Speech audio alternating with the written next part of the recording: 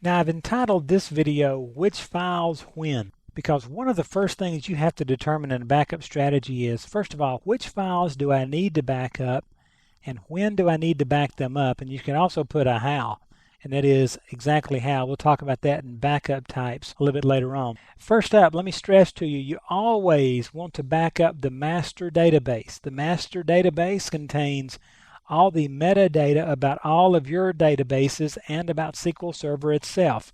All of your security stuff, all that kind of information is in that master database. Always make sure you back up the master database on a regular basis. The model database, go ahead and grab it. You may have tweaked that to make all your databases that you create to have certain characteristics. The MSDB database, very important. Make sure you back it up. This contains all of your jobs, operators, alerts, all those sorts of things are in that MSDB database. You don't want to waste the time or spend the time setting up all those jobs and operators only to lose them on a failure. Make sure you back those up. Temporary database, your call as to whether you back it up. Most people don't back the temporary database up because it is rather fluid. Now, individual databases, these are your calls, but each of these, your user databases, should be backed up. You will have to decide how often and what form to back these up. And again, this needs to fit within your entire backup strategy.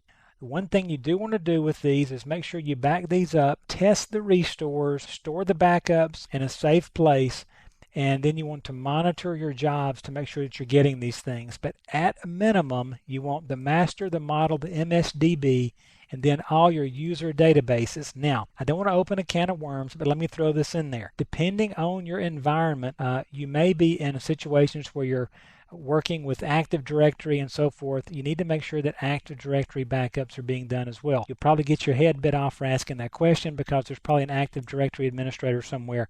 But again, make sure that all that's happening as well. Keep in mind, SQL Server is running on probably a Windows 2003, Windows 2000 server box.